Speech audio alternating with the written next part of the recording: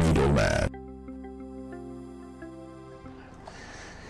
In a land where silence often speaks louder than truth, where systems grind and people bend, we gather not to equal power, but to probe, to pry, and to mend. Welcome to the Middlemen of Jurors. Join me to welcome my jurors in the house. Juror Emeka Madunagu, who pens a mirror to the soul in his case titled Memo to Fellow Nigerians, Time Na Money. Juror Evans Ufeli lays bare the fault lines in his case titled The Whahalarization of the Indigenization Bill. Juror Henry Igwebuke is mourning and remembering through his case titled Rest in Power, Fish Magnet.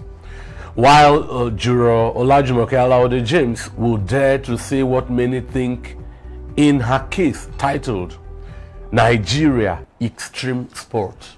And I, Juror Innocent Adulugba, pose a challenge to the corridors of power with this question: will the Apc refute Ralph Nwosu'S claim of 3 ministerial slots inducement?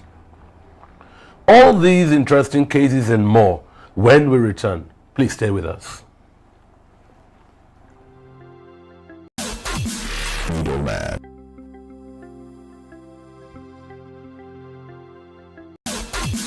Middlemen.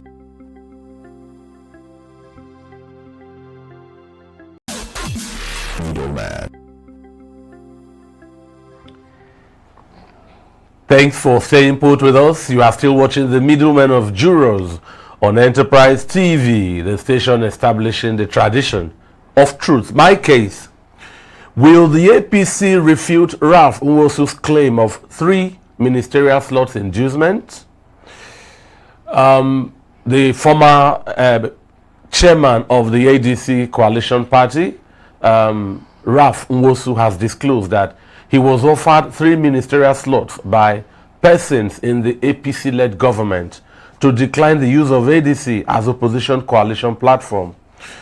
On July the 2nd, the ADC officially transformed into the coalition party that had David Mark as interim national chairman. But recently, the National Executive Committee of the ADC formally handed over the party's leadership to former Senate President David Mark at a meeting where former Osun State Governor Ogbeni Rauf Aregbesola was pronounced National Secretary of the party. Nwosu said senior government officials had promised him 3 ministerial slots by 2027 if he rejected the idea of using the party as the coalition platform. He said, and I quote, "Some people try to discourage us from promises of automatic ministerial appointments. They want to give me 3 ministerial slots so that I can take 1 and give 2 to others that I choose. But I said no. I chose a democratic future of Nigeria. Nigeria cannot be a one-party state. After all we did to ensure that the military was exited from governance and returned to the barracks." He continued, "By rejecting the offers, the ADC is now the party with the largest membership. The ADC is now the government in waiting with 28 senators and more than 60 members of the House of Reps. ADC grew from one small party to a very large party. Nigerians have shown that they detest what the APC is doing right now." Nwosu added, "We were worried by the declining fortunes of our democracy, and that is why the ADC stood strong in navigating the coalition process. Some of our people are being kidnapped, but we insist on the coalition in the best interest of Nigerians. They use government money to book places in the ADC for their agents of destabilization." Ralph Nwosu made this disclosure during an interview session with Charles Aniagolu on Arise TV. My verdict: I am wondering if the APC will remain silent or refute this public claim by Ralph Nwosu. I think my jurors can take it away from here. This your verdict is asking us a question. No? Me, I just want to answer by saying, "Oh God, we thank you for Ralph, Prof. Nwosu," because the APC has shown a lot of desperation in recent times. They've been politicking since 2023 rather than providing good governance. And it's hard to walk away from personal aggrandizement. 3 ministerial slots, for an individual is a lot, because we know, just name one minister that's working in this government. Everybody's just doing their own. So you get a slot and you do what it is that you want with it. It's political compensation rather than service to the people. And if you're not service-minded or concerned about what happens to the masses, you take that, offer, particularly since you are resigning and handing over, the control of the party to the coalition members. You take that offer, and politics and politicians, that's their thing. But an individual that is above board, that sees bigger than himself, or should I put it, we have all played politics in the past. We have all made dollars, from doing things for personal aggrandizement, and we've suffered more as a nation because of all of that, rather than do that again, like madmen doing the same thing, expecting different results. Why not allow this coalition so that we can probably provide good governance for the people in the future? I want to say, if this is true, if it is not refuted, although we say whenever the government in power refutes any story, it actually does mean that it is true, that this gentleman, Ralph Nwosu, has done a good deed, for putting self last and the coalition first. Yeah, but I know that Felix Moka is coming. This won't pass because I understand a little bit of the APC and how they operate. But I want to say that kudos to Ralph Nwosu. You see, his selflessness is a testament for this case.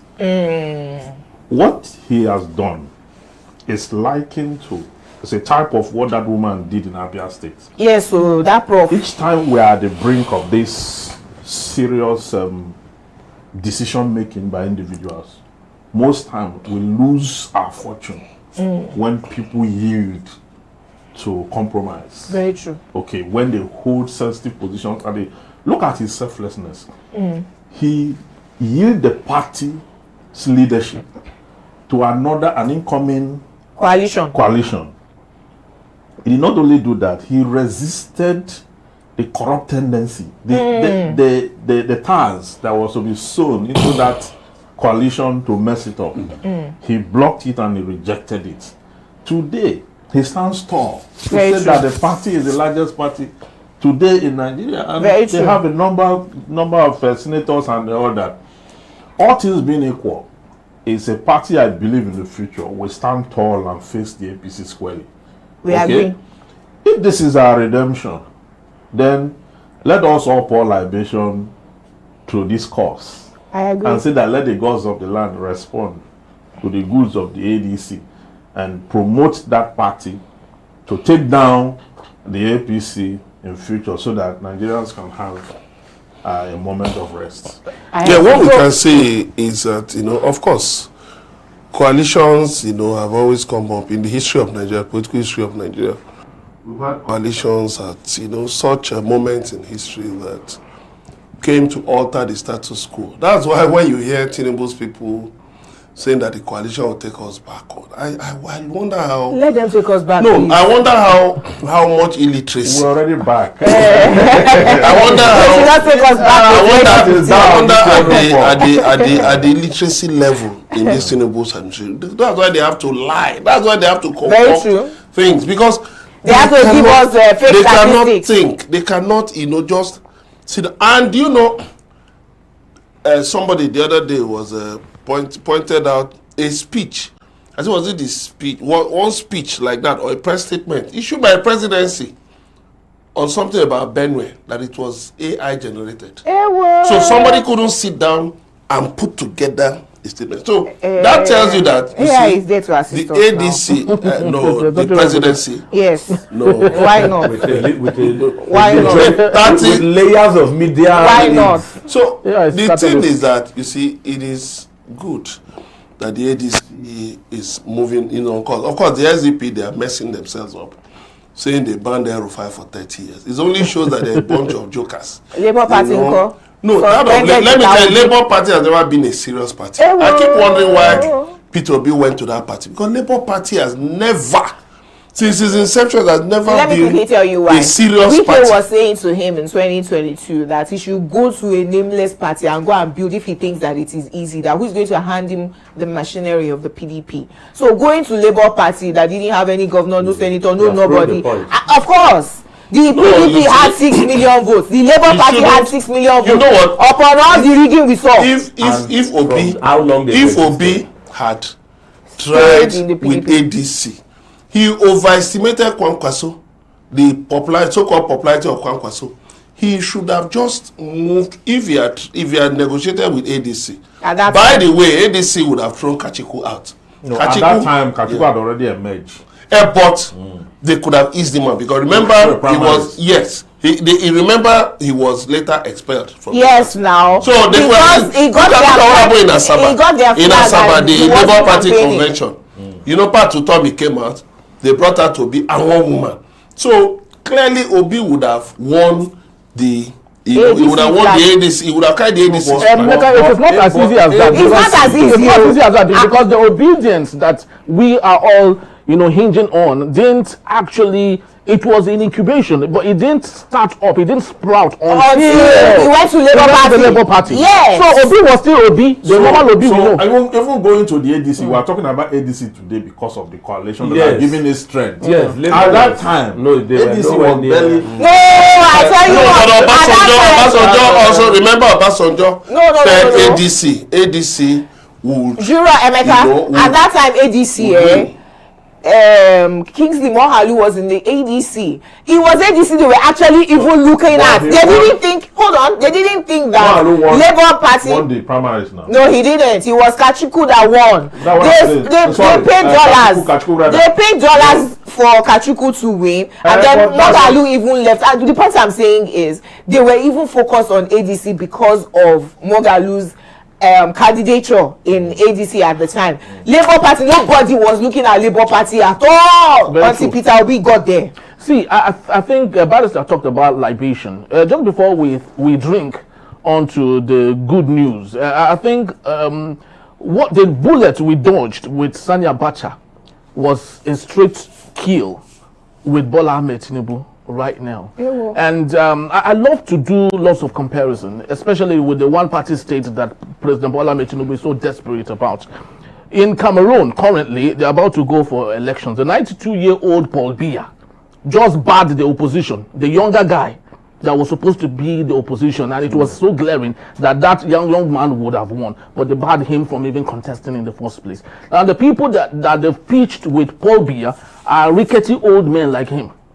Some of them are farmers. Like in Uganda. Yes, in Uganda too. Musavini, the young guy, that very young man, who was supposed to literally win, has been put banned. Him under house arrest. Exactly. Bobby Wine. Yes, Bobby Wine. So I think it's too early for us to pour libation on ADC. On ADC, because.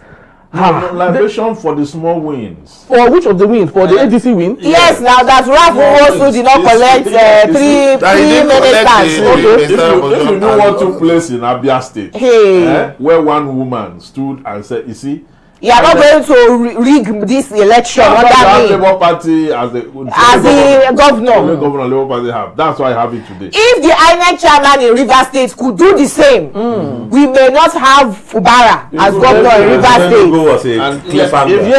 Enugu, it was Labour Party, obviously.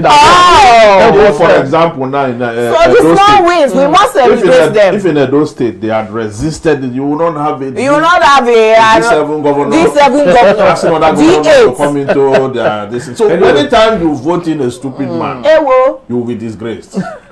Well, my take on my case is that Professor Ralph Nwosu is upholding Nigeria's political culture progressively. Very well. Yeah, because if you don't advance in a democracy, your political culture is stagnated. And in that theory, he has helped to kill what Thomas Hobbes would call the one-party Leviathan. Yeah, so we can't be caged. The victory is for the masses, and the masses have the option to select which party they find favorable. As it stands, it looks like the APC should be thinking rather than fighting, or as alleged by Raf, bribing. Run them out of town by doing what the masses need and keep them going. But we'll go on a short break now. When we return, Juror Emeka Madunagu is standing by with his case. Memo to fellow Nigerians. Time, not money. That's the music title from Mike Okri in yesteryears. Stay with us, please. Don't go anywhere. The punching of jurors. In the hallowed halls of justice, where echoes of truth intertwine with whispers of despair, there stands Jumoke Alawode James, a radiant figure sculpted by the universe, with a beauty akin to a stallion galloping through fields of reckoning. Clad in the armor of eloquence, her voice pierces the thick veil of complacency, unraveling cases that cradle the very essence of Nigeria's collective agony. She stands a sentinel over a nation laid bare, beckoning it to rise from the ashes of its own dissolution, crying out for a redemption that dances just beyond reach. Next emerges Evans Ufeli, a sage, with a heart that beats in harmony with the rhythm of justice, an advocate driven by a fervent dream of egalitarian dawn. Each week, he unfolds a scroll of cases bestowed upon him by the wise rabbi, a craft woven with threads of profound thought and searing urgency. His lamentation for the plight of the people rises like a haunting melody, reverberating through a land where self-inflicted wounds twist the tendrils of allegiance into knots of a servitude, traded for nothing more than a pittance, a morsel of bread amidst the hunger of the soul. Then strides forth Emeka Madunagu, a linguistic maestro, armed with knowledge as dense as the forest, each word a carefully sharpened arrow aimed at the heart of injustice. He ventures onto this hallowed platform armed with solutions, a veritable panacea for the ail of his compatriots. Emeka. Thanks for still being there. My case. Memo to fellow Nigerians. Time now money. I observe with dismay how millions of Nigerians fritter away the most precious gift of life, time. They fight for politicians, they attack each other, they engage in religious and ethnic bigotry, yet they don't earn any dividend from all their labor of foolishness. The same devices they usually deploy in time-wasting and energy-draining exertions are yielding dividends in different areas for wise and discerning Nigerians. Countless resources exist online which can catapult Nigerians from the hopelessness of this wasteful spendthrift government of Bola Tinubu. But how many can actually do anything to save their own lives? Daily it's rinse and repeat. While you earn money for providers of telecoms and value-added services, do you ask yourself how much value you add to your life every day? A Nigerian just sued the chairman of his local government for allegedly spending between 12 million and 35 million on a new gate, a gate for the council secretariats. The same thing is going on everywhere, but what do you find online? Nigerians defend the pillaging of their resources. Nigerians defend bigotry. Nigerians defend oppression against them.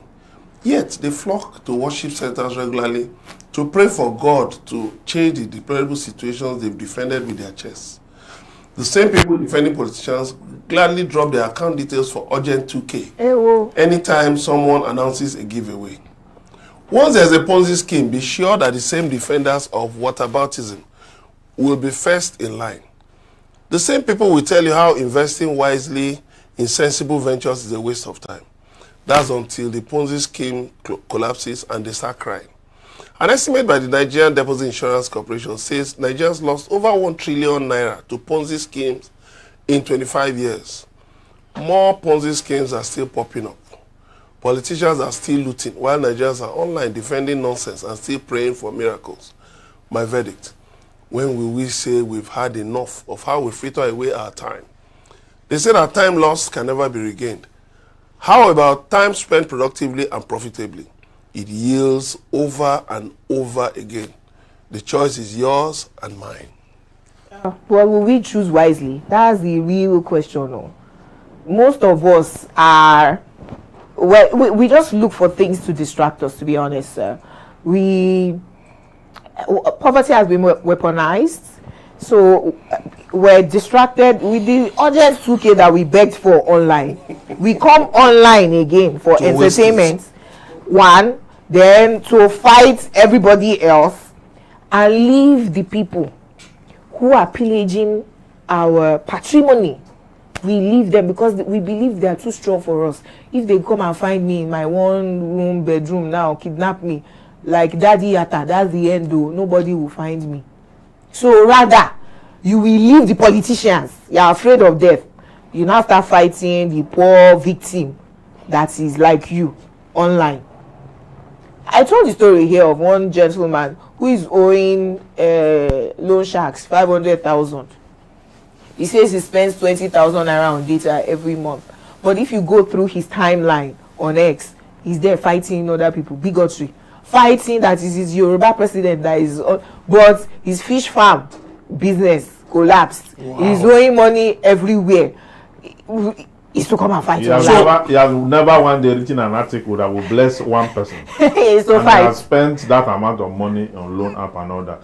Fighting. You see, this thing about poverty is largely choice these days. Yeah. Because I think that the internet and globalization has actually decapitated what hitherto had helped people poor in the past. Today, what you need is just a bit of knowledge of the use of the internet, and the opportunities there are numerous. So people before would tell you they are so handicapped, and they are handicapped truly.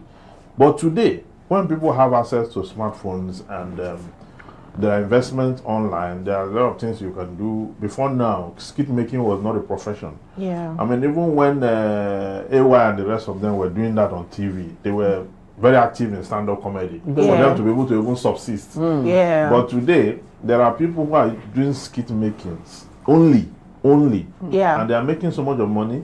They have been able to employ others to join them. Yeah. Videographers, editors, so many. All those jobs that were not common before, they are now all common. And you cannot learn anyone if you cannot do the skit making. You can learn the editing. You can learn any of those ones.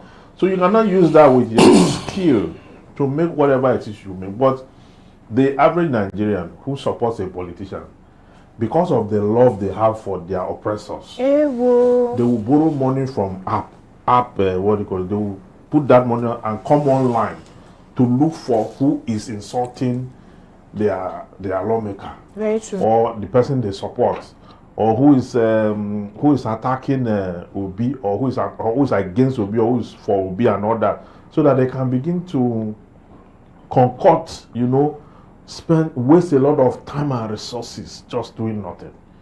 So, I mean, this case is a call for the idle mind, or for the very busy mind that's busy doing nothing, to learn that, once time is spent, it is spent. You understand? The only reason teach us to number our days so that we can apply wisdom. We can apply. So, the person who wastes his time is a fool. Because time is supposed to be a convertible resource. You understand? You will spend time in learning a trade so that you can be productive in future. You will spend time, and those who are very smart, like I tell people, anywhere I find myself, I am not there to work so that I will now get paid and earn money and all that. Wherever you see me, I am there to learn that and replicate it. You understand? We're doing the middleman, we're doing the advocate somewhere. We're doing it just like we operate, and all that. But few years along the line, we're doing it somewhere else. We have multiplied it, we have replicated it. You understand? Make it even better and all that. That's because there's a projection. It's not even about what you have studied. Today, you study a particular thing, it may not even feed you. Very true. So you need to then apply yourself. The bottom line is that we must learn, Nigerians must learn to manage time well, especially when they have a government that is not supportive. Absolutely. Very true. One thing I love about time is that psychology actually had made it very clear that when time goes past, someone is at an advantage while another person might be at a disadvantage. While the poor people or the most vulnerable exhausted their 1 gig on social media, the telecom giants are smiling to the bank on the daily. True. So Very the truth true. of the matter is, once someone is taking advantage of that time, the big people do not have time to banter on social media. Very rich people don't trend. They don't have that time. Most of them are not even, they just go to one social media and Dangote come is out. building refinery. Does he have time to come and argue with Now, you? one good thing I love about all of this is that's why I see this social media banter is a very big, large bubble. A social experiment was carried out some times back where two people that were at loggerheads with one another. I'll go do you this one, you go do me this one. They were really fierce on social media, like they were going to kill themselves. Now, someone now organized a situation where both of them met at a joint. When they saw themselves, they said, now you been there, and they shook hands, embraced, and they were having a very nice time. Now, what is there to learn? All of these things are all very big bubble that I think we shouldn't really take seriously. Okay. That was why when the case of the Charlie Boy bus stop and the Bado thing was happening, people who were critical in thoughts said this is a deception by the government. Absolutely. To tear us apart. A distraction. Right? It was a distraction for us. So the high-thinking people knew what was happening and sounded the alarm. Now the question is, how about those at the bottom of the food chain? Will they Are get they that learning? alarm? Do you know? Sorry, so just to drop just for a few seconds. I was reading a story today that MTN is just a quarter away, 3 months away from getting over the losses they incurred because of the floating of the naira. So you can imagine that. Okay, At whose expense? My take is that They increased the tariff recently. And we are abusing them online. Nobody's going to use that. No, but you are abusing them and helping them to make because money. the accusations are that they are stealing from us.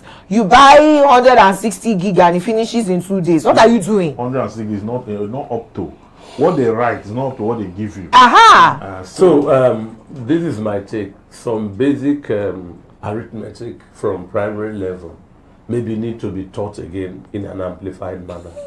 Yes, at primary school we all did 60 seconds make 1 minute, 60 minutes make 1 hour, 24 hours make 1 day, 7 days make. So we should know in the minutest form that it is clear that if you waste time, you are wasting life. You know, we don't link it like this. Yep. We just feel like he read, let me take these 2 hours to watch this skit, you know. So maybe that's and it should come, if you ask me, through families, through job places. There should be 1 or 2 sit-outs that time is a topic, maybe time management. Yes, because sometimes all of this, we get distracted when we stray. But some reminders rescue a lot of people. And like Jumoke put in, some people just think they are whiling away stress. Yes. A lot of people, I'm rounding up, including in quotes, even those who we don't find educated. You are passing, you just see one woman by her pap at the bottom, still laughing at there's tip somewhere. You know, she has not sold anything. So I think maybe there should be that focus that this 60-second make 1 minute. Is this 60 seconds you are losing in the larger picture? You are wasting life. Sure. I think maybe by then it will come home. It will take some home truths to be established. Absolutely. We'll go on a break, and when we return, Juror Evans Ufeli will step in with a case titled The Whahalarization of Indigenization Bill. You don't want to miss it. Stay tuned. Yielding locks eyes with the elite, unflinching in his resolve as he speaks truth to power with the fervor of a modern-day prophet. He advocates for a class suicide, a radical act of severance from the vines of greed that choke the very life of Nigeria, prescribing this sacrificial rite as the only balm for the nation's festering wounds. Now, we bear witness to Innocent Adulugba, a custodian of integrity, where honesty flows like a river untainted. His edges of sacred truth is fortified by the solid foundation of reason, delivering a symphony of clarity that dances gracefully along the socio-cultural spectrum. Innocent, an oracle of the common people, channels their pulse, imbibing the essence of their struggles and transforming them into the language of the streets. His enlightenment becomes a lantern, guiding those lost in the shadow, illuminating pathways once obscured as he breathes life into the collective consciousness. Henry Igwebike stands as a watchdog, a vigilant watcher of the tempest that permeates the fabric of Nigeria, a land once resplendent with the vibrancy of hope, now adrift in the murky waters of uncertainty. With a heart heavy, yet buoyed by fate, he ponders the fate of this great vessel, once sailed by the spirits of unity and promise, now battered by the storms of discord and strife. What port shall it find amidst the turmoil? Where does the compass of its destiny truly point? As waves of cynicism crash against its hull, as the sirens of turmoil sing lullabies of disillusion.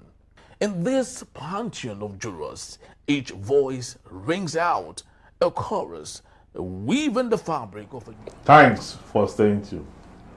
My case, the Whahalarization of Indigenization Bill. The Deputy Speaker of the House of Representatives, Benjamin Kalu, proposed a new bill on the floor of the House, the proposal for an indigenization bill in Nigeria, which seeks to grant indigene status to individuals born in a state or to those who have lived there for about identity. Belonging and in the unity of, sorry, this is not working on. Nigeria. Sit, relax, and enjoy the show. Belonging and unity in a country already fraught with ethnic and territorial tension, while ostensibly aimed at promoting local empowerment and inclusion. The bill could just as easily serve as a catalyst for conflict among Nigerians' multifarious ethnic groups. Historically, Nigeria has witnessed several violent clashes stemming from dispute over land ownership and territorial rights. The Ife Modake crisis and the Agulere wars, for instance, are stark reminder of how deeply entrenched this division can be. One must wonder whether the current socio-political climate is prepared to navigate such choppy waters, especially given that the perception of indigene versus non-indigene can incite communal strife. At a time when national unity should be prioritized, introducing a bill that could potentially exacerbate regional rivalry seems ill-conceived. The recent uproar over street naming in Lagos, alongside disputes involving Anambra and Ebonyi indigenes, revealed a growing intolerance towards outsiders and settlers within communities. This incident highlights that the sentiment surrounding indigenous status is not merely a theoretical exercise. It is imbued with real, tangible consequences for individuals. When identities are weaponized to delineate us versus them, the social fabrics of our nation frail. leading to heightened tension and conflict. Critics of the Indigenization bill argued that it could institutionalize exclusion, fostering a sense of entitlement among documented indigents at the expense of others. This creates a slippery slope where individuals from different regions are pit against one another, potentially escalating into inter-ethnic conflict. The consequences could be there, leading to a bloodshed and societal upheaval that Nigeria can ill afford. My verdict, rather than embarking on this indigenization path, Nigeria should focus on strengthening its national identity and fostering coexistence among its diverse population. Initiatives that celebrate multiculturalism, inclusivity, and shared ownership of the nation should take precedence over divisive policies. In conclusion, the Indigenization bill, cloaked in this guise of empowerment and local representation, has the potential to fracture Nigeria further. As citizens, we must advocate for unity rather than division, for understanding rather than supremacy. Nigerian strength lies in its diversity, and nurturing this diversity is paramount for a peaceful and prosperous future. Let us learn from history and ensure that we do not stumble into a future fraught with conflicts. I shall go to Rabbi. Let me join you on your journey to the rabbi quickly. I think there will be other opinions, but I think Abuja is the cause of the problem in Nigeria. Yeah, Yes, that is true. that's what I think. In many countries that practice federalism like Nigeria, the center has very few jobs to do, but they are very key. You find Switzerland, the United States, South Africa, the center deals with defense, customs, currency, Foreign affairs. international relations, and the like. In Nigeria, last week I went for my driver's license and I was told the cars will be printed in Abuja Imagine. and sent to Lagos. If your passport damages, if your passport damages, you have to go to Abuja. If you bet me with the how prolific Apapa port can be, the printers would have even been bought from Lagos and taken to Abuja. Imagine. They're printed in Abuja. And bring it back. You know. So, in all of this, the federal government handles too many and is in charge of, what's the name of that? Quota, whatever. Quota. So, each state is aware of who are their indigents and who will get what and how, which puts politics at the center of the agenda. Sorry. Then, quickly, my second point is the federal government should lighten its burden. If last week the news says that Papa Tinker will undergo some refurbishment, certain countries in this world are rich without seaports, Switzerland and the rest. Why don't we, I don't know at what terms, open Warri or Port Harcourt or Calabar, I don't know the terms, but at the same terms with Tinkan and Apapa, this Lagos being overcrowded, sorry, people will run here and there. Deep sea. You are in Yola or Enugu, you will fly backward by 1 hour to Abuja or Lagos to come and take an international flight back to Dubai or Ethiopia. Allow those places run their international airport. Lagos, MMA, Abuja will be decongested. So the federal government's stranglehold on certain things to dish out as political compensation has made certain places very aware that this, look, even this agency that is a coalition emerging, if you go to Yobe and they adopt a governorship candidate, I dare say I'm mentioning Yobe, he can't be a Christian. If you come to Cross River and ADC adopts a candidate, it can't be a Muslim either. So the colorization of either ethnic religion will continue to create cleavages and rift apart unity where indigenization exist. To just add to what you have said, an importer told me recently that it costs more to take goods from China to Apapa port. $200,000. Now, it costs more to take it from Apapa to the eastern part of the country. Okay, I thought you mean to even... So all the way from China? Now, it costs more to take you from Apapa port. Okay. To the east. Okay. Then it costs you to take China, you from China to the Apapa.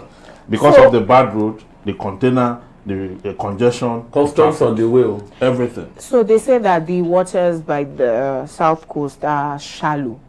But how much will it cost us to continue to dredge? If it is deep sea ports that the huge ships can travel on, or you drop it at Apapa, go by small boats. That's what they do. To the ports, Anyway, what you call the problem of Abuja is because we've had several, not many, military interregna, where the military come into power, they seize, because we're supposed to be a federalism, but we're not true federalism because of the interruptions of military government, who, Lagos was the capital at the time, wanted to hold on to everything at the center. If we were truly democratic from 1960, each state would have grown in its own. But every time a military dictator comes into power, he holds on to everything. Coming back to the real topic of indigenization, I tell you one example of the consequence of indigenization. So the Super Falcons won the Women African Cup of Nations and the president hosted them. Right after that, some governors started hosting their own indigenes who were part of the team. Rather than host the 24 ladies, you gather your own 7 or 8. So that means there must be some states with nobody to host. Nobody, you know the seven of them. Yeah. But you know the funny. Nobody to hold. You know the funny. Because I have to go back to the do you know the funny thing? The funny twist in that thing. There's a girl whose mother is from Malawi. Her father is a Nigerian. And they chose to play for Nigeria. Nigeria. When she chose to play for Nigeria, Malawians were attacking her. That why did she choose Nigeria to play for Nigeria? So it's not just Nigeria. So she now said that she's a Malawian, but her father is a Nigerian. Yeah. So what it tells us is this: look, that is global. Look, we should just learn to live together as one. All this the colonialists did not amalgamate us to live together as one. No, it was a business. It was an investment. I agree. They used the South to fund the North. But you I see, agree. We've gone beyond that. I agree also. What we need to do is this: who is an indigene, who is a settler? Listen, if that will cause problem, you be indigene, me be settler. The point at the end of the day. But we know that there's a confab going on. We should be pushing all of these things that we don't need to. But we don't need. What I'm saying is that we don't need. What I'm saying is that if a more crisis, you are from that region. Yes, now we throw eggs to burn your house. Yes, so what I'm saying is that it's not everything. Nigeria is not right for it. It's not everything that should be cast in law. 2. Britain has an unwritten constitution. But does that mean that, okay, you can drive your car and be traffic light because there's an unwritten constitution? So the issue is this. I was discussing with a friend who is in, who is in the corridors of power in Abuja. And I was asking him, why is it that this, and this, we're in Enugu recently. And I said, why don't we have some of these federal establishments here? He said, blame your governors. I said, it was a heated argument. He said, they attend meetings of National Economic Council. Everywhere. They are the members now. They are members, and it's chaired by the Vice President. That there are things that come up. But the governors are too timid to come out and say, why not give me this? It's not chaired by the Vice President. No, it's chaired by the National Economic Council.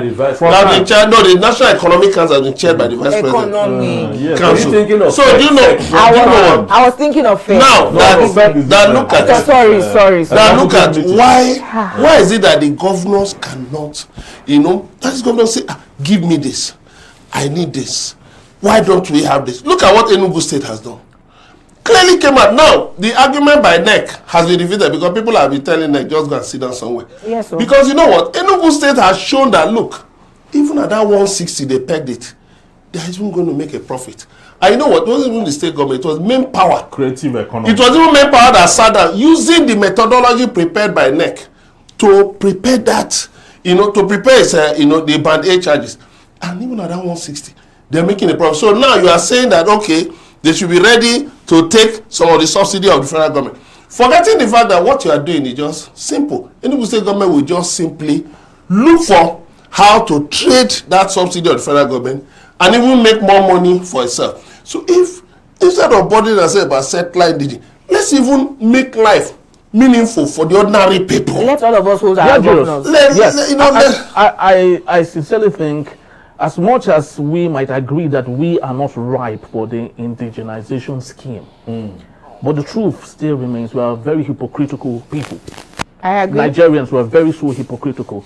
The law term, Joe Soli, the right of the soil, right, is something every Nigerian, every average Nigerian will pay through his nose to get in Canada or the United States. And that is why they will traffic their wives to the right of the soil. Yes, to America and Canada, just for them to have a child who would possess the Joe Soli and have citizenship of the country. Now the question is, the same Nigerians that have not changed will come to Nigeria, and right, that they are and say they would rather prefer Joe's sanguinis, right of blood. It's only when my father is connected to this land that is the only way I can be an indigene of that agree. land. So I think it is not an issue of we are not ripe. It's an issue of reconscientizing ourselves. Time is flying. Let me tell you why we are not ripe. Yes. You see, if you look at the younger generation, the Alpha generation, or the Gen Z, you see these things you are talking about tribe. They don't see. Irritated. They don't want to hear it. They don't see. They are tribally blind. We need 100 years. To ease off this set of persons. Yes. But is it true Bill Gates proposal? No, in the next 100 years, give us 50 years. Maybe the Gen Zs will be in their 80s. Give us 50 years. Or the Alpha generation will be in their 60s. By that time, their own offspring. In the next 100 years, all of us will have been wiped out. And that's what I'm saying. Hold on. That's true Bill Gates hold on. Formula. Their own offspring. Their own this mix. These ones don't know the lines. They don't know where the lines are, and by then they would have infused more. Okay, at that time it will not even be an issue. They may not even need a law. They may not even need any of these things. But Benjamin Kanu is saying that if you have stayed in a place, if you are born in a place, and have stayed there for 10 years, and you are not committing any crime, you have been on good character and conduct.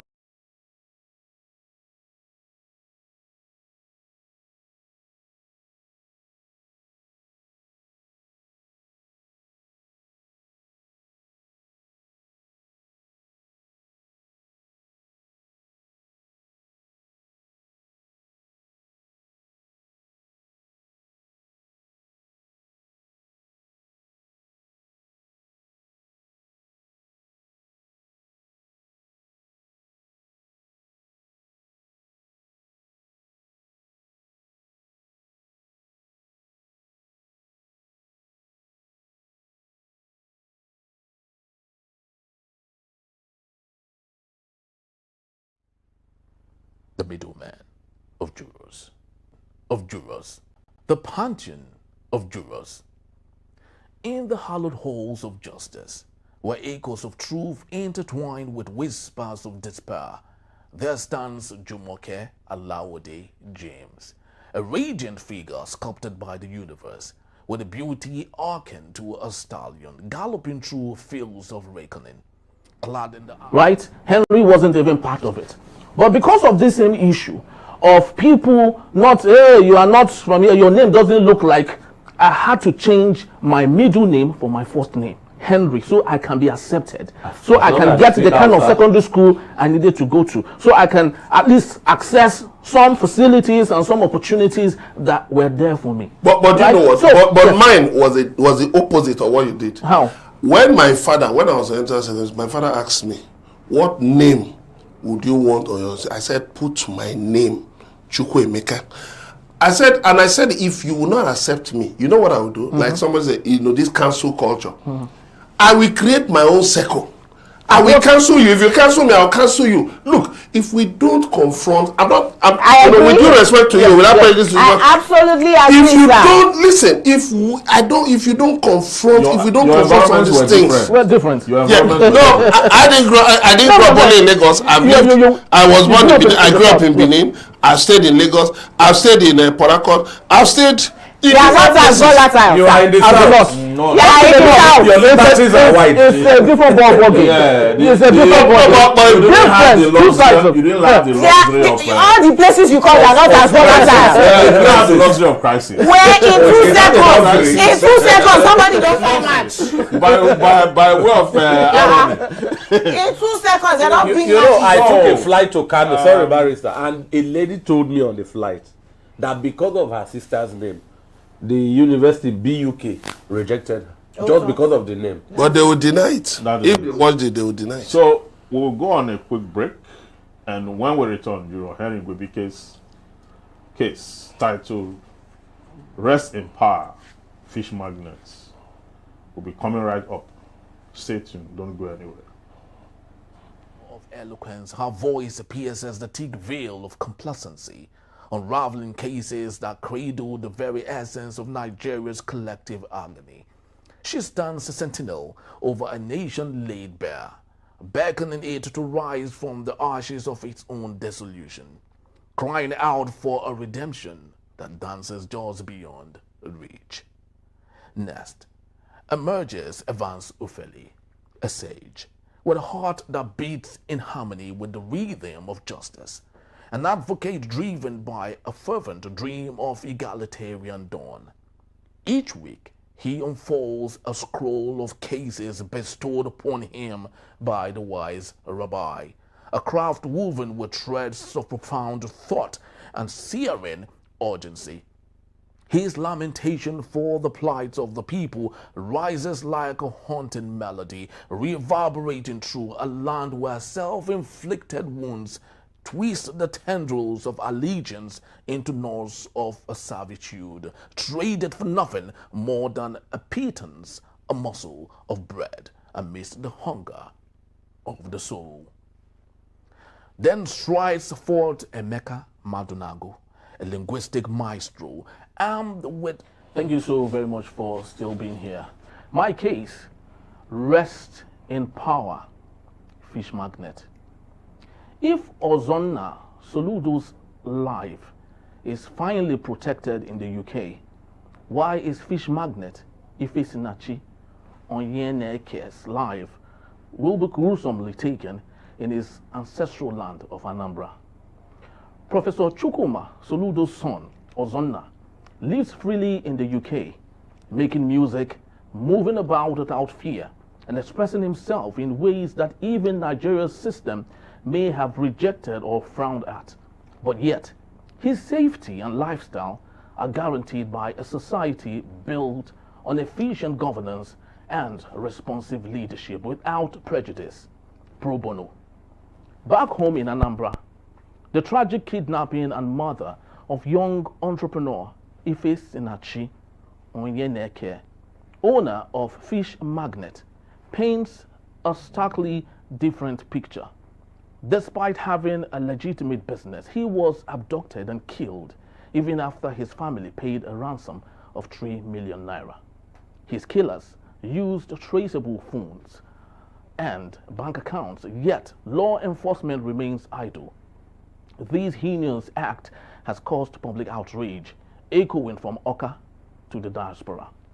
Sadly, instead of prioritizing security, Anambra's leaders are distracted by partisan politics. Meanwhile, criminals roam freely, emboldened by a broken system catalyzed by the same highly educated but morally illiterate politicians. Anambra, once known for excellence, now trends for ritual killings and kidnappings. This image crisis affects tourism, business, and the morale of its people. Urgent action is needed. Smarter security, community-led vigilance that is different from the current brute and savage Udo Gachi security agencies who are allegedly extorting innocent people. And secondly, value reorientation and holding leaders accountable are amongst alternatives for a secured Anambra state. My verdict: if the UK can protect Ozonna, Nigeria would have likewise protected youths like Ifesinachi and millions like him whose only perceived crime was simply staying back home to better their ancestral land and build their state. But unfortunately, Nigeria happened to them.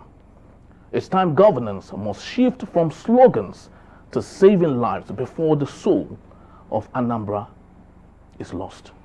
I just want to say something. Soludo is so desperate for a second term that he's allowing a lot of things slip through his fingers. And it's sad. What has he done in 3.5 years? That is the thing. He had just suddenly woken up. But even it appears even the police in Anambra are asleep. They just allow those Sudogachi guys to, at least still maintain a semblance of security. But Oka, where the governor lives, Oka has remained a hot spot, a hotbed of crime. And people have been talking about this thing, but yet Soludo appears unable to do anything about ridding Oka of criminals. And it's too bad. It's really, really bad. And I wonder, why is it? The last governorship election, there was an attack on Soludo. 3 of his police security were killed. Right in his compound, in his hometown. The Labour Party's governorship candidate was abducted. Up to today, They have not found they've him. not found him. Now, some weeks ago, the PDP governorship candidate, Jude Ezenwafo, Was shot in Abuja. Nearly The killed. guy is recovering. And how now, about the parliamentarian, the Labour Party parliamentarian No, I mean, that died? That was killed. He was kidnapped and killed. No, I'm even taking it. No, I'm even talking of the ones related to the governorship election. Okay, all right. Because after Soludo became governor, the person representing his area in the House of Assembly was kidnapped and beheaded. Along with his PA, beheaded. Then you now have this situation again, elections coming up. Look. Are these kidnappings for ransom or rituals? Let me tell you. The names mentioned whatever they looks are, like elimination method. Let me tell you, because each death, whatever they are, party will look, be I'm an indigene of Anambra State, and let me tell you something. If Soludo wants to get rid of all these characters today, he knows what to do. It's not difficult, you see. So he's playing politics with it. Yeah, just pretending okay, there's Udogachi, but because when we were shouting that Soludo, do something about this insecurity. How come when he decided to wake up, he was able to do certain things? So what it shows is that he has gone cold again. He has gone cold for the next 4 months. So I thought that Juror Henry was going to compare Ifesinachi, comparing oranges and oranges, that is maybe LGBTQ and he's safe. We should maintain his safety. Yes, I didn't want to make it go that edgy. Because you already established that the governor's son, that his lifestyle in the UK, he's an artist. whatever. His sexual preference, not our business. That's not even lifestyle. It's free. He's a free-minded man, No, when you are comparing his own safety in the UK, regardless of the lifestyle that may have made his existence dangerous in Nigeria. No, but if he's a businessman, maybe looking at that lifestyle too, a businessman, the fish magnet guy too, a businessman. Why can't both of them? Why can't he be protected? In this case, unfortunately, the fallen guy, is without a silver spoon. Yes. No, his mother. His mother is said to be the Abda women leader in Anambra State. But I don't wonder unfortunately, why? Coming back to the comparison, because I think we can talk about security without comparisons. Yeah. Coming back to the comparison, Soludo is not the chief security officer of his state. But Even there are though certain we things call, he can do. even though we There call are him, certain things he can even do. though we have say, seen governors now. does he We have control seen- the police? Hold on. We have No, seen- it doesn't Hold on. Yes or no? Akeredolu, Odo. you live in Lagos. Hold on, Jumoke, you live in Lagos. Compare the security in Lagos State, where they have a trust fund, where businessmen. Lagos is not Anambra. Oh no, hold Why? on now. What's the difference? Hold on. Yeah, Because they are both he's of us. saying that. So what she's trying to say is that Soludo is not He's responsible powerless. Powerless. for the citizens. He is Is responsible. he not of yours? Hold on. He's not. He campaigned. He had a manifesto when he was coming to Lagos. Yes. Politicians campaign on Hold lies on now. He has the powers to move the hands of the security men. Empower them. Yes, They have a empower- state security council now. They Empower have meetings them. now. In Delta State, I they had agree. to buy vehicles, buy equipment for the police. Superior matter. arguments. It doesn't matter who is in charge of the police, whether it's federal or state. Superior arguments. If you give them facilities, And they they will move move into site, okay, and then dismantle whatever it is. that's In in the agreeing state. with you, after Fashola left, for the first 6 months of Ambode, Lagos just became very Yeah, insecure. traffic robbers. And we asked Yes. him, Oga, what's happening here? He said he's trying to find his footing. When he finally found his footing, You see what he bought 2 choppers, bought boats, and then gave them money, that was when they empowered bought all them. those Ford, those And then by themselves, so the same Nigerian police that were watching highway robbers moved into the highways and Remember what Lagos happened became in secure. Ikorodu, the Bado? Yeah. What about them? Who brought them down? Yes. So You remember how the Air Force So- was bombing their hideouts? I've Remember, given- the day the Air Force was bombing their hideouts. I have given in to superior arguments that even though he doesn't have the police or the armed forces under him, there are things that, I mean, he has security votes. the life of that young boy was just wasted Honestly. on the altar of incompetence. That Ew. is it. Because this is a young guy that is not unproductive. This is a productive citizen. Very well. Every governor in Nigeria, they are looking for productive citizens. I agree. And it is productive citizens that can pay tax. Jam! They are the ones that will respond to community issues. Development. They are the ones that will pay school fees for their younger ones. They are the ones that will take care of the Even take care of environment. other people. all that. Employ people. So imagine that kind of a citizen is not safe in his own ancestral home. So where else can he be to say to really say that we can? No. So at the end of the day, Lagos. the Now Nigerian go to politician, Lagos. the Nigerian politician is I don't want to believe that this killing has anything to do with politics. I believe You some, never can tell.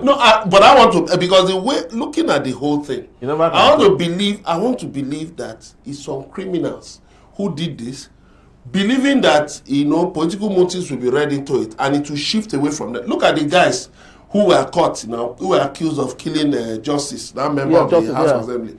These are some nondescript criminals, youths. December, living in Lagos. Asaba. Let me ask They a knew question. people were going to come Barrister, home for in the the death holidays. of justice, is his party to reproduce his replacement?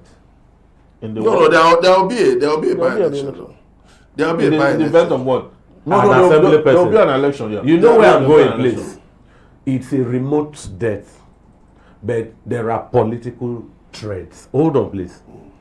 Someone, did you just confirm that he is the son of a prominent? Yes, neighbor? yes. the- So, man is so there the are other one. political threats. Hold on. You've mentioned Possibilities of political threats. Possibility. I'm coming. Likelihood. Yes. Once I say threat, the threat can cut anytime. Ewo. So it's a there are the house one you've mentioned. Was there one from Abuja too? No. Okay, the house one is in the state. Azuka Yes, Justice in the yes, state. Anambra. So you see, take it from me. It's a difficult possibility for the same party to win the by-election. Why? No, like a Labour person, the Azuka is from Labour Party now. Yes. Yeah. I'm saying there are chances that in the by-election, Labour may not win again. Why? No, that No, is not remote. why you. That That's is remote. remote. No, It's a- let's not run it's a- away from we this should topic. not Let's not politicize- run away from this Let's not topic. politicize this. I one. don't understand. Let's not run away. Because if you look at it deeply, ransom of 3 million was Was paid. collected. Like he said, that's where I'm going with my point. No. Sorry, he Soludo, said there are phone Soludo, numbers. Governor May Chukwuma not have been Soludo. political. No, I'm coming. I think I'm coming. that- Emeka. no, There no, were no. phone numbers now in calls for ransom. There were accounts The for security deposit. agencies must get the what people have- they what have- Normally, what have- normally the what do you call it, kidnappers, they use the phone of the victim. Yes, now. Okay. What of the What about the bank details? The bank details, those are traceable. You know, Yes. you know, that's my point. You know, Have they been handled? I've Oh, they paid cash. I've watched the way this Udogachi The kidnappers guys, collect the money way through their these banks. Udogachi guys, the way they operate, honestly speaking, They collect. if they are well trained and mobilized, Anambra is not a big place. So. No, no. Like one of my friends was saying that Anambra is small enough that you can fence the whole of Anambra. You can put a fence around the whole of Anambra. Small. Look, these Udogachi guys, honestly speaking, I praise them because the places where they are posted, just like the Edo Vigilantes were operating under Obaseki, they were put in the remote areas where the police, in the forest where the police will not go there. So the same thing with this Udogachi guys, if you see places where they search dangerous Community places, policing, that's the way to go. So all that Soludo needs to do is to empower these guys, give them insurance, you know, encourage them to move. Let me tell you, Mbadinuju did it. I witnessed how the Bakassi guys were operating then. Honestly, the Mbadinuju guys cleaned the whole place. P2B came in and he dealt with he just went straight ahead. Things you will use your place to keep for kidnapping. He brought it down. I will burn it down.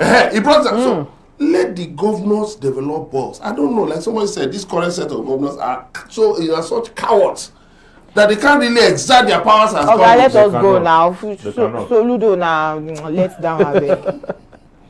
I was in a we had plenty hope for him. He has disappointed us. Otolopo Kingdom. I went to MC there. They were brand Hiluxes. Around 6, they told us if you want to stroll, you are free. And the Okowa then lit up the roads. They were, as soon as it was 6, in every 10 minutes you can see Hiluxes roaming, security people. So maybe that's what they have security votes for. That they leave to be borrowed. Well, the truth is, may the soul of fish magnet rest in peace with the Lord. We would go on a short break, and when we return, Juror Olajumoke Alawode James will present her case titled Nigeria, Extreme Sport. Don't go anywhere. There's more to uncover. We'll be right back. By the universe, with a beauty akin to a stallion, galloping through fields of reckoning. Clad in the armor of eloquence, her voice pierces the thick veil of complacency, unraveling cases that cradle the very essence of Nigeria's collective agony. She stands a sentinel over a nation laid bare, beckoning it to rise from the ashes of its own dissolution, crying out for a redemption that dances just beyond reach. Next emerges Evans Ufeli, a sage, with a heart that beats in harmony with the rhythm of justice, an advocate driven by a fervent dream of egalitarian dawn.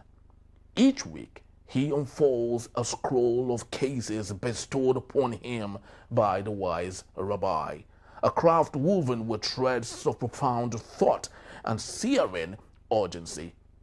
His lamentation for the plight of the people rises like a haunting melody, reverberating through a land where self-inflicted wounds twist the tendrils of allegiance into knots of a servitude, traded for nothing more than a pittance, a morsel of bread amidst the hunger of the soul. Then strides forth Emeka Madunagu, a linguistic maestro, armed with knowledge as dense as the forest, each word a carefully sharpened arrow aimed at the heart of injustice. He ventures onto this hallowed platform armed with solutions, a veritable panacea for the ail of his compatriots. Emeka unyielding locks eyes with the elite, unflinching in his resolve as he speaks truth to power with the fervor of a modern-day prophet. He advocates for a class suicide, a radical act of severance from the vines of greed that choke the very life of Nigeria, prescribing this sacrificial rite as the only balm for the nation's festering wounds. Now, we bear witness to Innocent Adulugba, a custodian of integrity, where honesty flows like a river untainted. His edges of sacred truth is fortified by the solid foundation of reason, delivering a symphony of clarity that dances gracefully along the socio-cultural spectrum. Innocent, an oracle of the common people, channels their pulse, imbibing the essence of their struggles and transforming them into the language of the streets. His enlightenment becomes a lantern, guiding those lost in the shadow, illuminating pathways once obscured as he breathes life into the collective consciousness. Henry Igwebike stands as a watchdog, a vigilant watcher of the tempest that permeates the fabric of Nigeria, a land once resplendent with the vibrancy of hope, now adrift in the murky waters of uncertainty. With a heart heavy, yet buoyed by fate, he ponders the fate of this great vessel, once sailed by the spirits of unity and promise, now battered by the storms of discord and strife. What port shall it find amidst the turmoil? Where does the compass of its destiny truly point? As waves of cynicism crash against its hull, as the sirens of turmoil sing lullabies of disillusion. In this pantheon of jurors, each voice rings out a chorus, weaving the fabric of a new Nigeria. Sit, relax, and enjoy the show. The middleman of jurors. The pantheon. Middleman.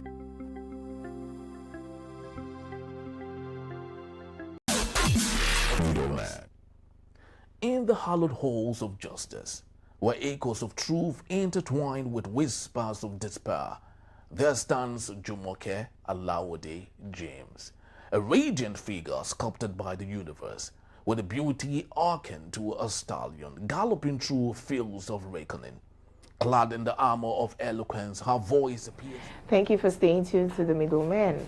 My case, Nigeria, extreme sport. Being Nigerian anywhere in the world is now extreme sport. And I don't mean like Super Falcons coming back from a 2-0 scoreline to eventually win the Women African Cup final for the 10th time to our extreme excitement. No. I mean like jumping off a plane midair without a parachute or any landing gear. Yep, that extreme. Our South African brothers accuse us of selling drugs to their kids and ask us to leave their country. Our Ghanaian brothers are also accusing us of different crimes, from kidnappings, prostitutions, to wanting to take over their country. Tanzania, not so much different. They also want Nigerians to go. Nigeria, former giant of Africa, is now a joke to the world. We elect or select the worst of us to lead the best of us, playing politics with human lives. Our passports carry no more value, visa restrictions everywhere. I don't blame the rest of the world, however. What we're doing to ourselves at home is worse than how foreigners treat us. The last gubernatorial elections exposed our deep ethnic bigotry. Not because we hate one another. I mean, we've lived together, intermarried, and really do not see tribe when we relate to one another individually. But once it comes to elections, the political elites, who themselves are very united in corruption and sharing our patrimony, tell us not to trust our brothers from other tribes that we sat in schools, ate together, and worked with for decades. They remind us of the Civil War and how one tribe cannot be trusted because of this or that. Mostly lies. But they know we are gullible. And since we cannot agree on what we want politically, good governance has become a mirage. Unfortunately, abandoning the country doesn't all go well. We face xenophobia from our African brothers and racism from the rest of the world. Here's my verdict. I don't see a solution in sight for this case. Someone quoted Governor Obiano saying Peter Obi should not have left money for him, that the money had lost value and they had no roads, schools, hospitals, etc., which he could have used the same money for. That's the same Peter Obi. That a small Google search would verify all his claims. But because of politics, we choose to be blinded by people who still have corruption cases hanging around their necks. If saving money instead of stealing his state blind can be demonized, just because the governments that are stealing don't want you to like the one that has no corrupt case, then there's no Nigerian solution. Either you face the hardship at home quietly, japa, and face hate by foreigners, or we all agree to join hands to make Nigeria great again by shunning ethnic and religious bigotry and stop being the tools that the thieving politicians use to perpetuate themselves in power. Being a Nigerian is now extreme sport because we allow the politicians to take advantage of our docility, ignorance, and religious fanaticism to get away with blue murder while asking the rest of us to tighten our belts. Only Nigerians can save Nigeria now. No one else is coming to save us. Very well. I don't blame Ghanaians. This is finished. Because, you see, when I watched that clip where they say Nigerians must do, Nigerians must do. I've been to Ghana before. Ghana does not have an economy. Well. I'm telling you, the worst place to live on earth. So despite they say their currency is doing well. The best currency in the world. Forget about their currency. When was the last time you were in Ghana? About their economy. I get what you mean, though. The things that we can afford here, that we can access here, like all these little things like bottled water, stables and all that. It's the luxury. rate at which we get it here, if you know how much it costs over there in Ghana. It's luxury for them. Yes. They are not living ostentatiously like we are. When they see us buy scratch card and scratch it, we need to load our phone. They are wondering, because what they do all this 100 naira. What do you call They are wondering where you Nigerians got your money from. You understand? So now, But we are not it is not, see, if you look at the undertone of what they are saying, it's not much about the crime we are committing there, as it is of the flamboyance and excessive success we command in their own land. Forget about this thing they talk about that we are committing crime and we are doing prostitution and all that. And Ghanaians not doing prostitution. True. All over the world is a settled fact. The oldest trade. Prostitution has come to stay in the world. The oldest trade. Italy even added it to their GDP. Yes. Sometimes, some years ago. Prostitution And gambling. Prostitution in itself is, though morally reprehensible, it serves society. It saves society from many crimes and this thing that you are seeing. I'm telling you, prostate cancer. if you want to, lawyer. no, I'm just. if you want to be a capitalist, you don't think morality. No. So that it is a functionable adventure. It's not. And when they were talking Bringing in a lot of money. When they were talking about shutting down porn and all that in a part of the US, Hillary Clinton told them, how can we shut down $1 billion business? How do you shut it down? Yeah. To be doing what in the place of replace that with what? Bring alternative. You bring something to replace them, we'll shut it down. So, I mean, you don't, people choose how they will live. True. I will have mercy on whom I will have mercy on. That is what God has said. So don't put people, you cannot tell us that, because we are not, if you want to do a head count of the number of people doing that thing in that Ghana, you discover that the Ghana outnumber us. Very true. We've seen all that. So for me, I think this thing is just about envy, hate and envy. Yeah. Look at the South African, how xenophobic they are against us. I mean, how much crime are we committing? When it comes to petty crime, we are far better than South Africa. What about India? India and the rest of the Indians. Are Indians not worse in South Africa? Now, they did, there's this poll they did about Nigerian youth and youth of other countries, about 9 countries put together. Nigeria came out first in all the ratings. In sports, we plenty. We have the population. Nigerians have the best investment bankers in the world. True. Go to the US. The Caucasians and the Black Americans.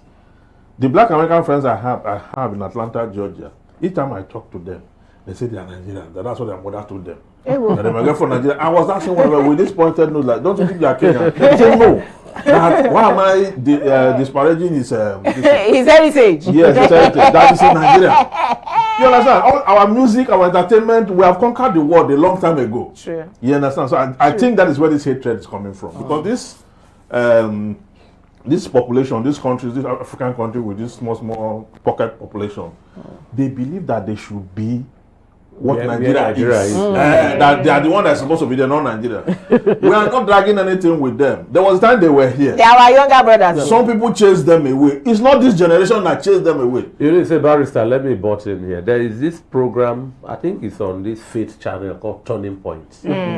the host is not this current one now. In 2004, I was an undergraduate at Unilag. They came to St. Leo's Catholic Church and ministered during the mass. So during a particular day, they were allowed to climb the altar.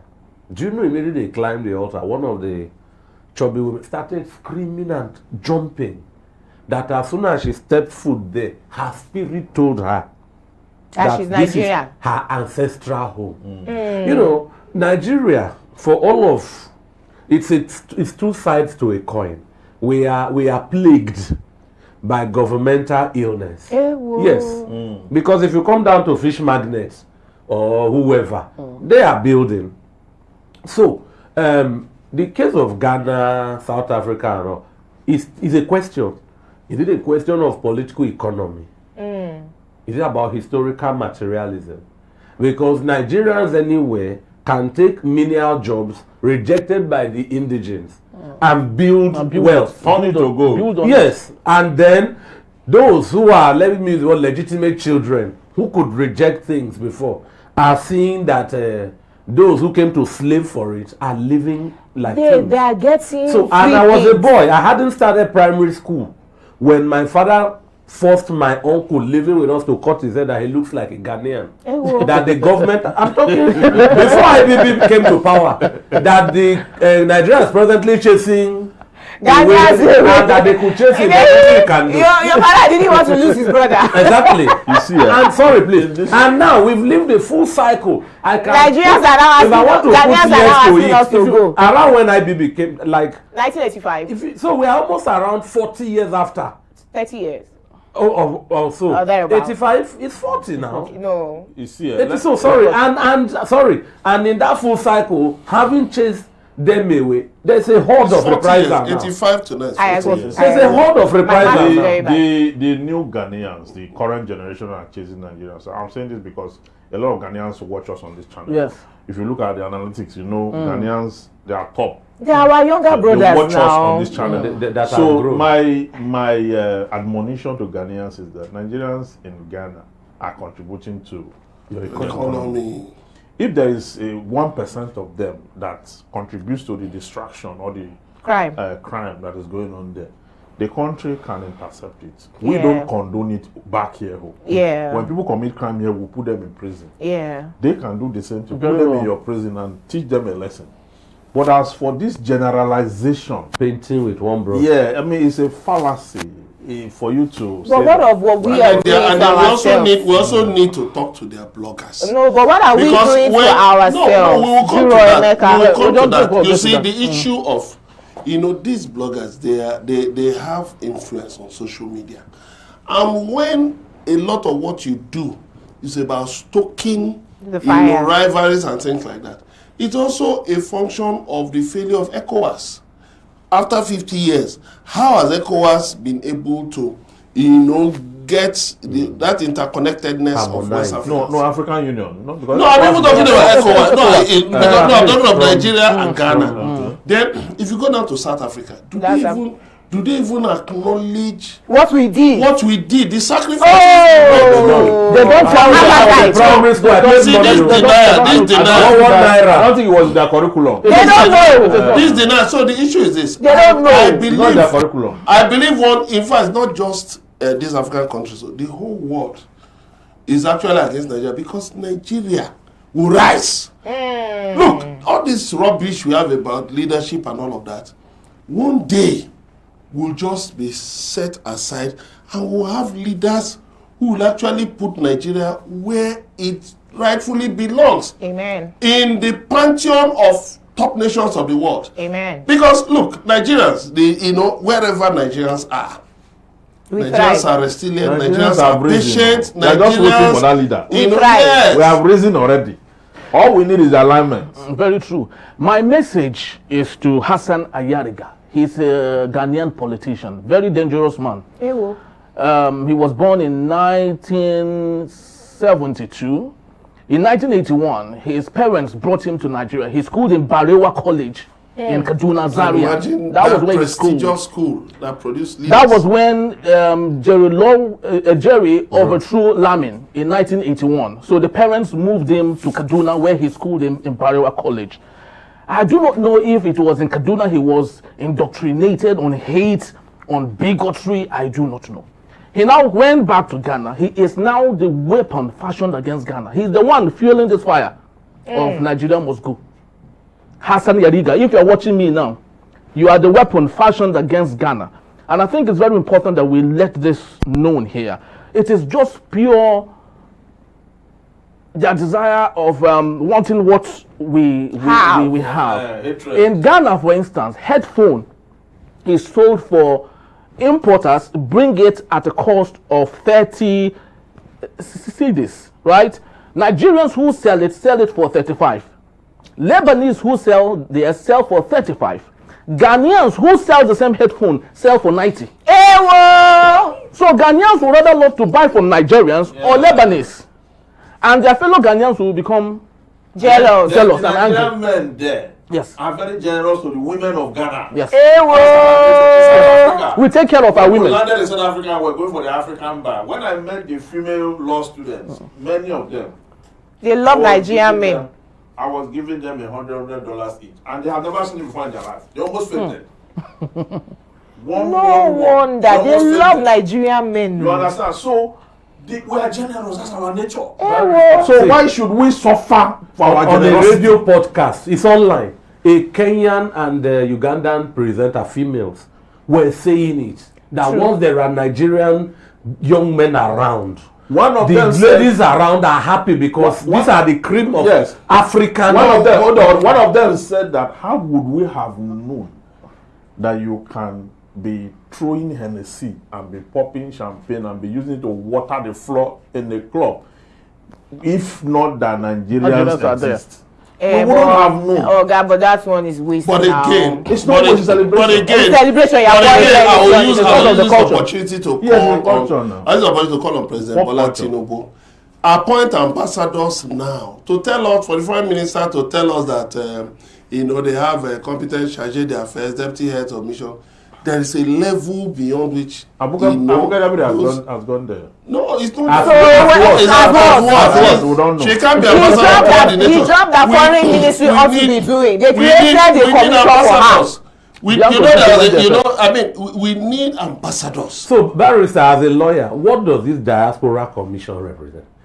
Is a compensation. It seems that It's since just, it is in existence, it's a we have forgotten compensation. about the main foreign mission.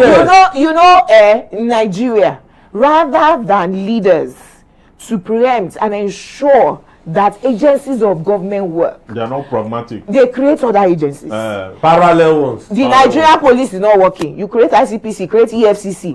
All agencies all of that them are are not supposed to be doing the work DSS. of the police. Foreign affairs ministry is not working. You remember Okonjo Iweala? Yeah. We thought it was foreign that they would evacuate Nigerians from anywhere. There was a war in, was it Syria or was it Kenya? That she sent a ship. Oh yeah, Nigerians enter, come back home. When the foreign ministry is not doing his work, you now create a diaspora commission. What's the work of diaspora commission? Because that's It's mainly the a work of the department. foreign ministry. That's mainly a department. Yes, now. Foreign you are in It's a diplomacy. commission. Now, when Buhari created that commission to compensate Abike Dabiri, in fact, all the ministries of government did not give her office. Pantami, she had a running battle with Yeah, they didn't give her office now Supporting her. because it's a commission created for compensation. But unfortunately, We have over 2,000. We have over 2,000 agencies of government doing one thing or the other. All moribund. And every government will come and choose DG, MD, chairman, president of all of these commissions doing nothing. So, but this shows that Look at NAFDAC. What's NAFDAC doing no, today this where shows there's a that the proliferation? APC is feeding the AGC with points to dominate them. The APC is gone past mid-term. We have not talked With about no what ambassador. we are doing to So ourselves. if you are campaigning, that's where you will point It at. is shameful what we're doing to ourselves at home because the world sees this thing on social media. And I want to say, And that's why they are doing us anyhow. to these champions of bigotry, you don't know when your children will find themselves in these countries that are watching all these things you are doing, renaming streets, writing all kinds of rubbish. They are seeing it. All these things are being documented. You don't know when your children or your grandchildren will actually face the consequences of what you are doing. You may be dead by then. Very true. They will face the consequences of what you are doing. Continue. I clap for you. Keep fanning the embers. Keep fanning the embers of bigotry, of hate, of division. Don't worry.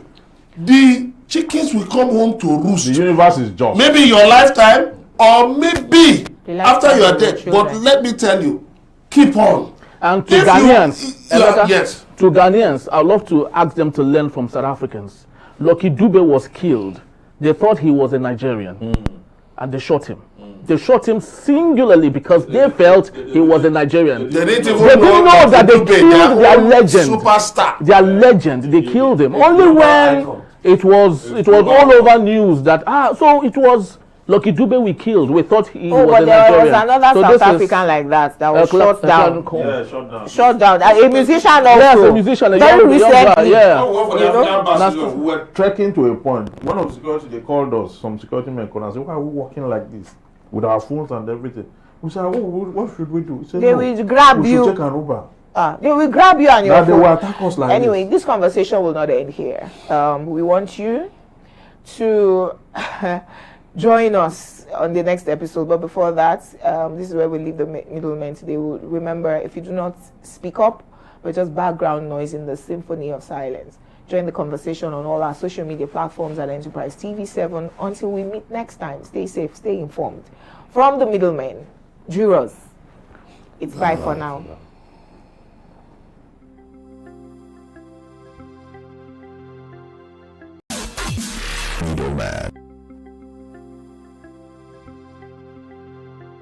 The panting of jurors. In the hallowed halls of justice, where echoes of truth intertwine with whispers of despair, there stands Jumoke Alawode James, a radiant figure sculpted by the universe, with a beauty akin to a stallion galloping through fields of reckoning. Clad in the armor of eloquence, her voice pierces the thick veil of complacency, unraveling cases that cradle the very essence of Nigeria's collective agony.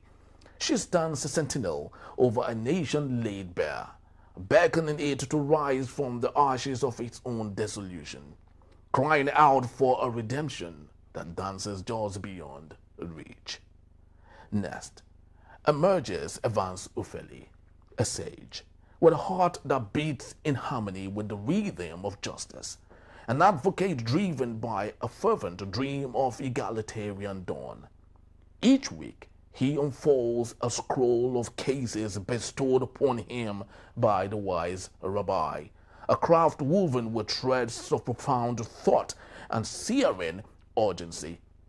His lamentation for the plight of the people rises like a haunting melody, reverberating through a land where self-inflicted wounds twist the tendrils of allegiance into knots of a servitude, traded for nothing more than a pittance, a morsel of bread amidst the hunger of the soul. Then strides forth Emeka Madunagu, a linguistic maestro, armed with knowledge as dense as the forest, each word a carefully sharpened arrow aimed at the heart of injustice. He ventures onto this hallowed platform armed with solutions, a veritable panacea for the ail of his compatriots. Emeka unyielding locks eyes with the elite, unflinching in his resolve as he speaks truth to power with the fervor of a modern-day prophet. He advocates for a class suicide, a radical act of severance from the vines of greed that choke the very life of Nigeria, prescribing this sacrificial rite as the only balm for the nation's festering wounds. Now, we bear witness to Innocent Adulugba, a custodian of integrity, where honesty flows like a river untainted. His edges of sacred truth is fortified by the solid foundation of reason, delivering a symphony of clarity that dances gracefully along the socio-cultural spectrum. Innocent, an oracle of the common people, channels their pulse, imbibing the essence of their struggles and transforming them into the language of the streets. His enlightenment becomes a lantern, guiding those lost in the shadow, illuminating pathways once obscured as he breathes life into the collective consciousness. Henry Igwebike stands as a watchdog, a vigilant watcher of the tempest that permeates the fabric of Nigeria, a land once resplendent with the vibrancy of hope, now adrift in the murky waters of uncertainty. With a heart heavy, yet buoyed by fate, he ponders the fate of this great vessel, once sailed by the spirits of unity and promise, now battered by the storms of discord and strife. What port shall it find amidst the turmoil? Where does the compass of its destiny truly point? As waves of cynicism crash against its hull, as the sirens of turmoil sing lullabies of disillusion. In this pantheon of jurors, each voice rings out a chorus, weaving the fabric of a new Nigeria. Sit, relax, and enjoy the show. The Middlemen of Jurors. The pantheon of jurors.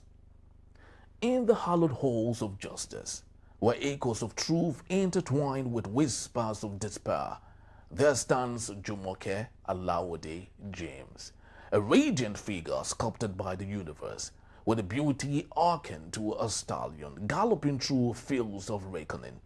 Clad in the armor of eloquence, her voice pierces the thick veil of complacency, unraveling cases that cradle the very essence of Nigeria's collective agony.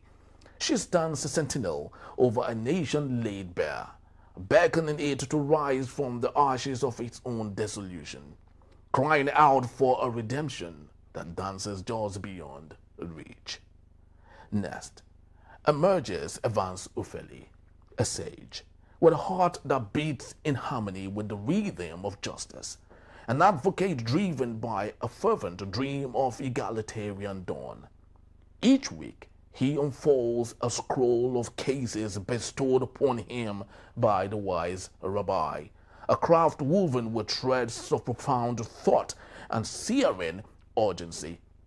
His lamentation for the plight of the people rises like a haunting melody, reverberating through a land where self-inflicted wounds twist the tendrils of allegiance into knots of a servitude, traded for nothing more than a pittance, a morsel of bread amidst the hunger of the soul. Then strides forth Emeka Madunagu, a linguistic maestro, armed with knowledge as dense as the forest, each